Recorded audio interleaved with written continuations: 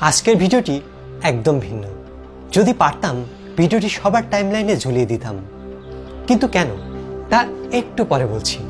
একটি হরিণের ছানা নদী পার হচ্ছে, হঠাৎ কুমিরের আগমন।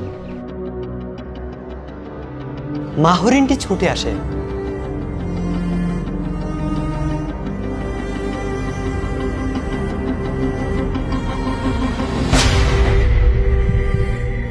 সন্তানের জন্য জীবন দিতে মা একদম দ্বিধা করে না।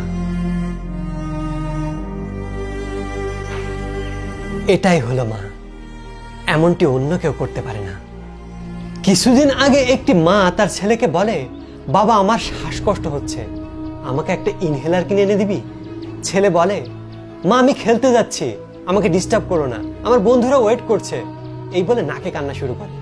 তখন মা বলে, আচ্ছা ঠিক আছে যা। সন্ধে হয়ে গেল, ছেলেটি এখনো বাড়ি ফেরেনি, বন্ধুদের সাথে জম্পেশ আড্ডা দিচ্ছে। মা ফোন দিলে নাকি ডিস্টার্ব হবে, এই জন্য মোবাইলের সুইচটি অফ করে রেখেছে। এদিকে মা শ্বাসকষ্ট বেড়েই চলেছে। মা ভাবছে আরেকটু ওয়েট করি, ছেলে হয়তো এলো বুঝি। কিন্তু ছেলে সে তো অনেক বিজি, আড্ডাতে বিজি, এখনো আসছে না। তাই মা খাবার গরম করে টেবিলে রেখে একটি কাগজে লিখে গেল, বাবা আমি ওষুধ কিনতে গেলাম, তোর তো ক্ষুধা সহ্য হয় না, এসে খেয়ে নিস। চরম শ্বাসকষ্ট নিয়ে মা ওষুধের দোকানের দিকে হাঁটছে। এদিকে শ্বাসকষ্টটাও ক্রমেই বাড়ছে। মা দ্রুত হাঁটছে ইনহেলারটা কিনে নেওয়ার জন্য। যেহেতু মা দ্রুত হাঁটছে, মায়ের নিঃশ্বাসের কষ্টটা বাড়তেই আছে। নিঃশ্বাসের কষ্ট বাড়তে বাড়তে বাড়তে বাড়তে থেমেই গেল। তখন মার শুধু একটাই চিন্তা হচ্ছিল, কাল থেকে আমার ছেলেটা কিভাবে খাবে?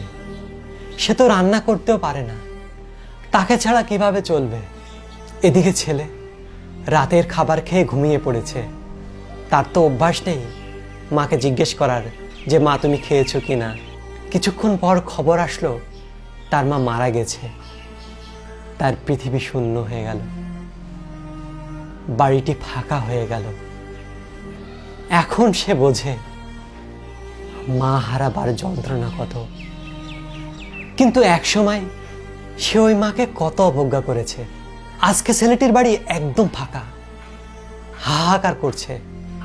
একদিন আপনার বাড়িও ঠিক এইরকম ফাঁকা হয়ে যাবে, মা শূন্য হয়ে যাবে, হাহাকার করবে।